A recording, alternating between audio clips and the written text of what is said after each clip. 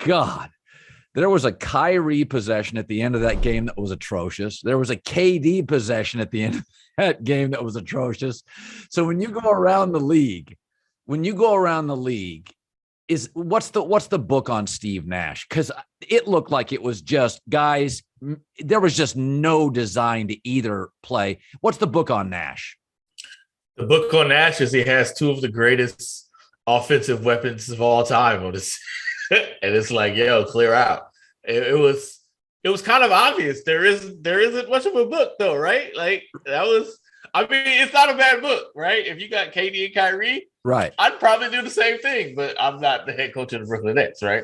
So I do think the way, especially on that last possession, right, where they were playing Kyrie so soft, and then on the last possession, Marcus Smart is in them, and then Horford comes to help, and they kick it to KD, and everybody's up in you. Like that was kind of a sign where it's like, yeah, you probably should run something. Maybe you should have a set or two, or an offensive philosophy. You could tell he doesn't have that. So I would say the book there isn't much of a book yet, and that's kind of been covered up by the fact that you have KD. KD makes you not need books as much as most coaches, right? You don't need that much of a book, but to win a championship, you probably need a book, Colin. Well, it's interesting, and we'll pivot to the Warriors in a second, because Jordan Poole, we've talked about it on this podcast a bunch, creates an interesting, like a really good dilemma. I'll get to that in a second. But when KD left the Warriors, did Kerr implement more structure, to your point, that KD sort of lets you free will it on offense more? I think the problem was there was so much structure on the Warriors. I don't think KD liked that very much. Like KD's mindset, which makes a lot of sense if you're as great as him, is why do I need 15 passes to get me to a spot to take a shot where I could just take that shot? Like, just let me do me. But, Kerr implements a philosophy. Like, everybody needs to be moving and passing, because over time, that just wears down the defense. So I think the structure has always been the same. It even caused a little bit of issue, right? And KD wasn't shy about it. It's like, yo, why are we doing all this? What's all this moving for, right? And even now, you get to a point where teams know the Warriors are going to do a lot of passing, a lot of moving, so they kind of prepare for that. And the Warriors' bet is always just give it time. It's like Novocaine. It works every time. But there is some kind of conflict with that where it's like, yo, just isolate a guy. Why make it harder than what it has to be? But that's the Warriors' book. That's his philosophy, right? He lives and dies with it. And you get it even when you don't like it. You still get it. It makes sense. Even when it's like, okay, this is too much. Stop passing so much. I actually thought Brooklyn had to feel great. KD had a terrible first half, recovered a little later. Listen, Boston's a better defensive team. Boston's got better chemistry. But on a day when the best player on the floor played poorly, Boston can be very Tatum-centric. Yeah. Like, Jason's great. I can't always count on Marcus Smart, who I thought played great. Do you like Boston or the Nets over the course of the series? I feel better about the Nets after this. So do I. I always felt like if the game is close, I'm normally going to go with KD and Kyrie. And there is a part of Boston that is pretty lucky right now, right? Because that was a fairly miraculous ending. Right. And I don't know. I just don't see as great as Tatum and Jalen is, and I love Jaylen Brown. I think he's underrated even. That's still Kyrie and KD. So to me, the Nets the Celtics got to win by 15. You can't play 7 games and it comes down to the wire. I think you're going to beat KD 4 times. Right. This was more of an aberration. And then there's Kyrie, who's clearly motivated. He's flipping fans off. He's cursing people out on Ramadan. He's coming back next game crazy. So I do feel like the Nets found a vulnerability. They exploited them. Their defense is not the same without Robert Williams. As good as it is, that's a big loss. That's a pretty big loss. And you can see the way Kyrie was getting to where he needed to get to. But I do feel like if you're Brooklyn, you got to feel pretty good, man. They needed one of the great dramatic endings to win a home game in game 1. That's a good sign for the visitor. I thought the Warriors were the most impressive team over the weekend. And there's a little bit of a dilemma, although it's not a crisis now, is that Jordan Poole is emerging as like an all-star level player. Yeah. And we've talked about this. When they brought in Andrew Wiggins, he was seen as a trade piece, but the culture's so strong, he's now a valuable player. And Jordan Poole has developed into an 18-point a game. Next year, it could be 2021. Klay Thompson's not quite there. He's very expensive. And they've always been a team that plays small ball for a big chunk. Wiseman's not really working. Kayvon Looney, there are going to be times facing Ayton, could be Giannis, it could be Embiid, that they need some size. The whole Jordan Poole, Klay Thompson dynamic where Poole's often better when he doesn't have to share shots with Klay. How does that, when you watch every practice, every game, how does it feel there? It's definitely something that's coming to a head, right? Because, and like you said, it is a great problem. Jordan Poole is forcing hands here. Right. There's no question. Like, take out history, take out all the history, take out what you know about what players can do, and just analyze in 2022, since January 1st, you could make a strong case that Jordan Poole's their best player. And that's tough to do, to know that, and then be like, yeah, you coming off the bench, right? Like that's a tough one. And he won't like stop playing well. Like he won't give him a reason to not do it. So it's coming to a head, and I do think Wiggins will end up being, well, obviously Kevon Looney's going to be the odd man out. They'll play Steph, Klay, Draymond, and Jordan Poole, and they'll go Wiggins. The problem with that is Jokic. So now you're saying, Draymond, that's 40 minutes or 35 minutes against Jokic. So at some point, you do have to get an actual big man in there. You got to get a minutes eater. Like in baseball, you need an innings eater. They need a minutes eater. That's why he starts Looney. Marcus, I said this the other week. I said Wiseman's a weird fit, can't stay healthy, and they feel because of Draymond and Steph's age, they're in a championship window here. Yes, for the next 2 to 3 years. And I said, is it crazy if you called the Lakers and said, we'll take Anthony Davis, we'll give you Wiseman a pick, and Klay Thompson? Now, the pushback is Steph would never allow it. But if you went to Steph and said, Steph, we got to have a big here. Wiseman's not ready to finish this product. He's not. The Lakers, meanwhile, they need shooters big time. So they'll take a Klay, they'll go draft one, they'll take Wiseman as a project. I just threw it out there and people said that's crazy. And I'm like, would Steph go to management? You're crazy. Would Steph go to management and say, you can't trade Klay? I mean, you're asking Steph to cut off his arm because he needs a new pair of shoes. That's part of who he is. I don't think they would do it because you literally lose a huge shooting dynamic, right? In order to get some size. And they've banked the entire time. It's like, man, you can make do with somebody who's big. Just go get somebody who's big. If you got, name a guy, Robin Lopez on this roster, right? You got something, right? You got a big, and you have what nobody else has. You have Steph and Klay. I don't know that they would give that up to get a little bit more size. And also, you know what the tough sell is going to be? How you go get rid of Wiseman because he can't stay healthy and get another big man who can't stay healthy, right? I don't know if you win that. Now, if you would have said LeBron, that would have been a little different. Here's what's funny. So you got Wiseman with the number 2 pick, right? Yep. Number 1, Anthony. Yep. And then, you weren't going to draft LaMelo was 3. Yeah, no, that was a kind of a 3 or 4 player draft. It is interesting, but why not? I mean, if you look at what Jordan Poole has done, and he's obviously not the passer LaMelo is, but it's the same concept of, well, you don't want to draft LaMelo because you got a third guard. Well, now you got a third guard, right? And now he has to be on the court, and you're not taking Steph and Klay off. So it's kind of the same scenario, except Jordan Poole's a lot cheaper than LaMelo right now, right? And that's a whole different story. Who can willing accept the role? But in hindsight, LaMelo makes sense because you got 3 guards now anyway. No, the issue with, I think to your point, they're going to move Wiggins and get some size. You can't give up Jordan Poole. And then there's Jonathan Kuminga, 6'7", could be a really plus defender. You like Kuminga. I just think he's so twitchy. I think I just don't know if I trust him in these big spots. You tell me if Jokic looked gassed. I find Jokic fascinating. So he just looked gassed. Denver's a team that, again, like the Clippers, they just can't stay healthy. It feels like the last 2 years they're constantly beat up. Do you think they're a threat at all to the Warriors?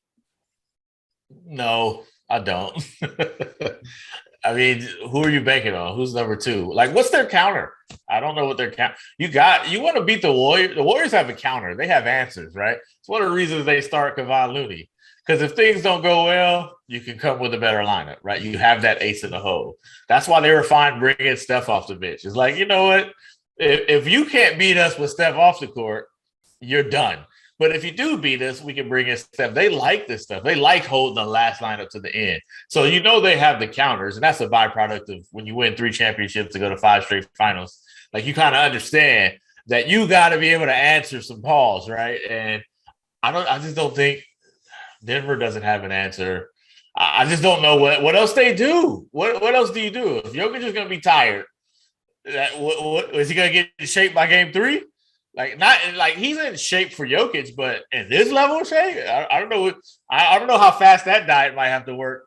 How do you think the people inside the Warriors view their chances against Phoenix? Now, again, Phoenix doesn't shoot the 3 consistently well. It's kind of the hole in their game.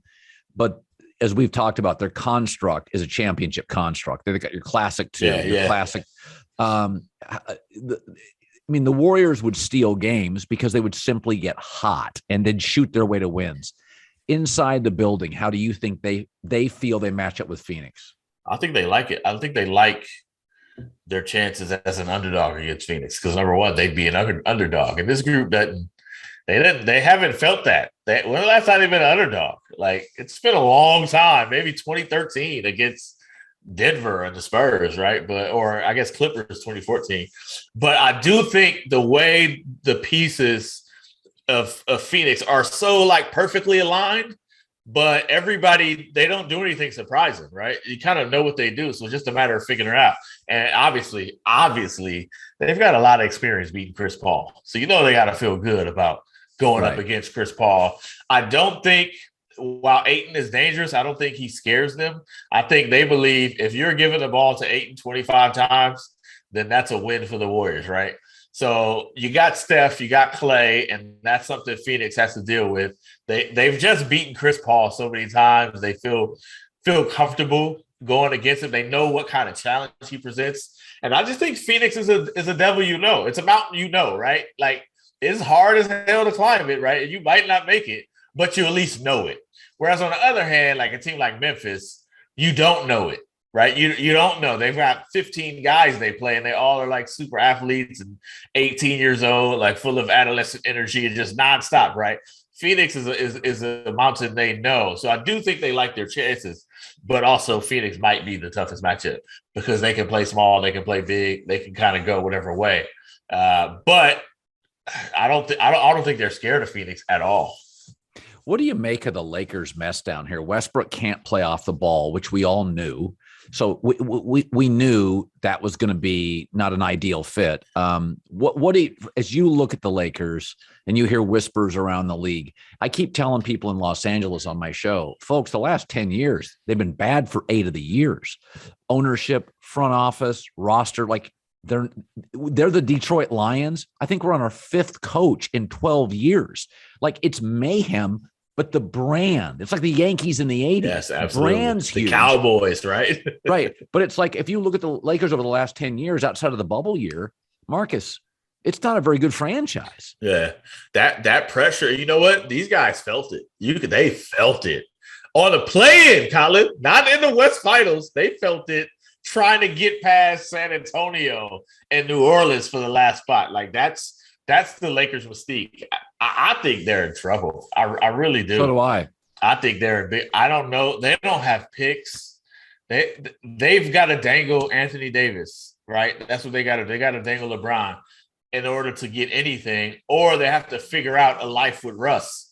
And you hear Russ afterwards. Like, hey, they said it was going to let Russ be Russ, but that was a lie. That didn't happen, right? So in Russ's mind, he's sitting there thinking after the season, like, man, that's because y'all let me do me, That's right? right. So it doesn't even sound harmonious, right? It doesn't sound reconcilable. But No. where are they gonna go? You're gonna get John Wall. This is how bad it is. The answer is to go get John Wall, who ain't played since in 2 years. That's the answer. That's the best shot is go get John Wall. Like they're in a tough spot. Who's running it? Who's calling the shot? Who's making it? That's another big thing. People underestimate that. It's really important to have a singular dominant voice, even if it's like a player, even if it's like LeBron. So now you know where accountability goes. When people mess up, you know where to go. Man, it's a lot of cooks in that kitchen, man. Nobody's calling it, so nobody's saying, "Oh, that was my fault. I blew it. Let's just fire Frank Vogel." Like that was the answer. Yeah, and if you look at LeBron, he won't acknowledge the Westbrook choice. He said about a week ago, hey, like, I'm not a front office guy. I let the guys do what they want. So he's distancing himself. And he's like, I'm done with this. That's on y'all now, right? He is. I mean, you get to this point. It's like when Brady pushed Bruce Arians upstairs for the Tampa Bay Buccaneers. He goes to Instagram. I love my coach. What's happening, Marcus, when these guys are worth $800 million, it's brand protection. Brady's protecting his brand. He doesn't want to come off as harsh. LeBron doesn't want to come off as meddling. But in the end, I don't think there's any answers. I think we look at the Lakers because of their name and we think they're competent. The Dallas Cowboys do this. They have very few outside voices. It's Jerry Jones. It's Stephen Jones. It's Charlotte Jones. The Lakers, it's Rambus, husband and wife. It's Kobe's agent. It's Jeannie Buss. She takes calls daily from Phil Jackson. It's very insular. Magic Johnson. So to me, it's like the Warriors. Bob Myers ultimately makes the final calls, right? Well, Joe Lacob, it's when he wants to step in, he'll step in. But yeah, it's Bob Myers. But that's part of the Warriors vacuum too. Like they're getting a little bit of many voices, but everybody knows the buck stopped with Joe Lacob. And that's very clear to everybody, even down to whether or not they spend money on the 15th roster spot, right? Like that's a Joe Lacob call. So for better or worse, it's good to have that though, right? It's good to have somebody who's making the call. I think that's what first off, they need a philosophy, right? They need something to decide and say, listen, here's how we're going to play. And if you do that, now you can at least pick roster spots. Because remember, they added a lot of players. They let some go, right? They let Caruso go, right? KCP. And, they go and get Malik Monk. There's like signing Stanley Johnson on like 10-day contract. Like they don't have a philosophy. They're just kind of like, yo, who's out there? Who's available? They need a coach who can bring a philosophy and realize this is not going to happen in 1 year. But I don't care what the problem is. You shouldn't be number 11 in the West. It's 15 teams in the West. You got LeBron, you got Anthony Davis. That should get you in the play-in, like minimum, and start building something. LeBron ain't going anywhere. He's staying in Hollywood. So just start building something. That's what they need to do. But they got to find the right coach who can do that. So when you is there anything in the playoffs? I kind of suspect. I like Phoenix to win it. Good defensive team, good leadership, good coach. I also think more dependable physically. I always worry about Steph. I worry about Clay, Draymond. These guys there's a lot of miles, baby. A lot of miles. Yeah. I do like Milwaukee in the East, even though I don't think they're gifted offensively. I think they have Giannis. And you kind of cross your fingers on Chris Middleton. Do you, I can't figure out the Miami Heat. I don't get them. Somebody can describe it. That's the team I don't get. Maybe for you, it's Denver. I don't get Miami. They don't have a closer. They have a great bench. Benches shrink in the playoffs. Do you suspect we'll have a surprise of any note, a noteworthy surprise? I don't think so. I really don't think. Do you know what the surprise would be? Like if the Warriors beat Phoenix. But how surprising is that really, right? Like, I think Minnesota would be a surprise. I think they got a series in them. I think they're gonna scare the hell out of Memphis, to be honest with you. Memphis might survive, but Minnesota is gonna be terrifying. But I do think in the end, we're talking Milwaukee, we're talking Phoenix, We're talking, somehow the Nets survive and get everything together. Like there's really three teams who you really think will go all the way. I don't really think it'll be a surprise. And if the Warriors do it, it won't be a surprise. It's just we haven't seen it in 3 years, right? So it's like, do they still have it? Can they survive? But as far as can win a title, Chicago can't win a title right now. The Nets and the Celtics are 2 and 3. You think either one of them, they're about to kill each other for a series and then lose to Milwaukee, right? like that's how it's going to work. So I don't think we're going to get a surprise from the sense that the teams who we think can win a title will be one of the ones who win a title. I don't think we're going to get a dark horse. It's just too hard, man. And the blue bloods, they're all really good, right? It's not the power vacuum. Milwaukee's going to be tough to beat. You're not beating Milwaukee. They weren't number one and they went 65 games. But that's still a championship team. You got to beat them. And then you got to beat Boston, right? And, Philly might be the easiest of them all to get through. So, in the end, it'll be the ones who are who we thought they were, in the words of Denny Green. Yeah. So, circle back to the Warriors. So, they'll move Wiggins, in your opinion, for size. That's your prediction. I just feel like they'll move Wiggins for Jordan Poole. Jordan Poole's going to want a lot of money. Well, actually, they might not have to move him because whatever Poole signs, it will kick in after Wiggins' deal is up. So they won't be paying the same time concurrently. The big issue is they just can't. They already got – how many maxes do they have? They got 4 max contracts. Right. Like you can't add a 5th one. And Jordan Poole's going to get pretty close, if not max. But they got to move a max if they want to add one. I do think they're still on the Wiseman train. I do think they're still we believe in them. It's going to happen. But I also think Jonathan Kuminga makes them a little bit more patient, right? A little bit more patient. So the real question is, can they sign Jordan Poole? But we're going to see in these playoffs, Poole, Curry, Klay Thompson, etch them in the lineup with blood. Draymond, another one. Can they win with Wiggins as the 5th starter?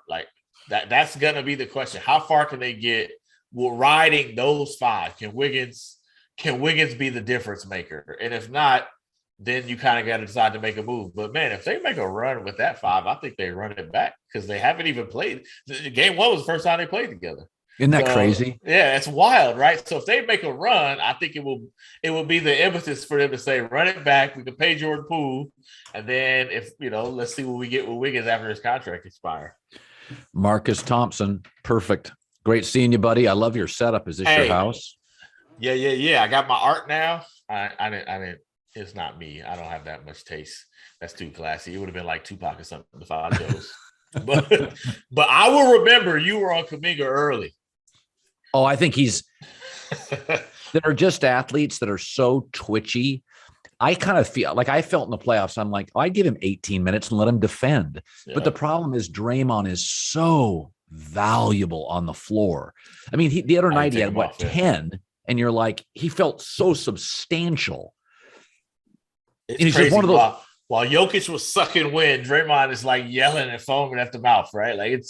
It's crazy. Where does he get the energy from? The dude is 32 years old. He's got the gray beard. He's coming off injury, and he was lit. And Jokic is out there sucking wind. It's how is this happening? One of these dudes has been to 5 finals, and the other one is new entering his prime, but you couldn't tell because Draymond was so on tilt. I was like, how do you do this every time? It's crazy. Yeah, Draymond's the last player in the league that you can get 10 points from, and he feels significant. Yeah. There's not many of those guys.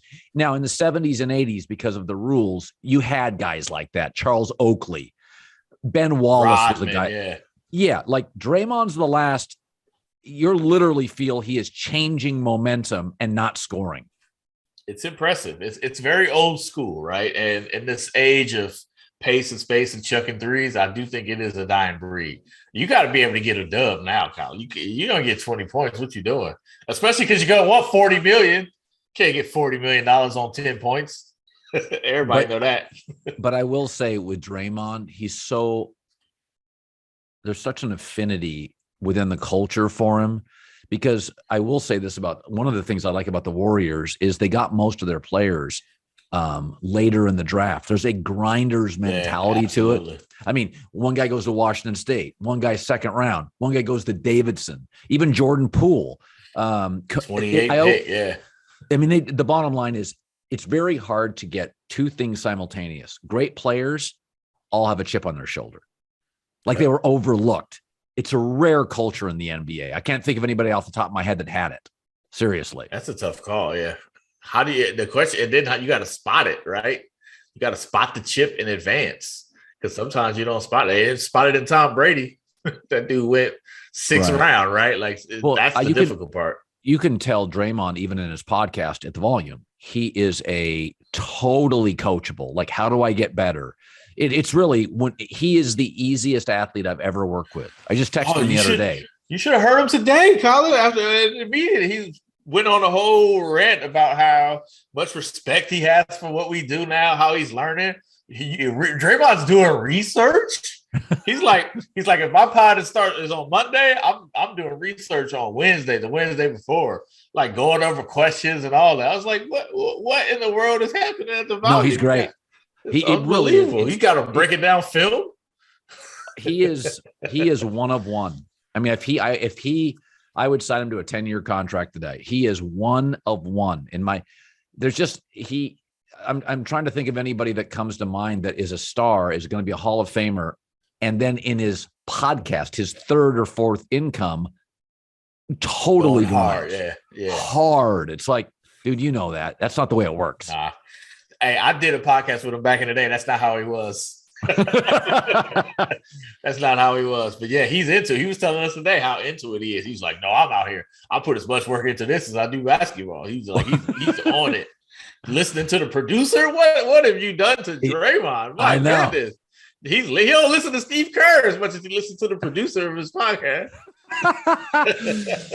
Great seeing you, my man. All right, have a good one. Be well. All right, Marcus. Thanks, man.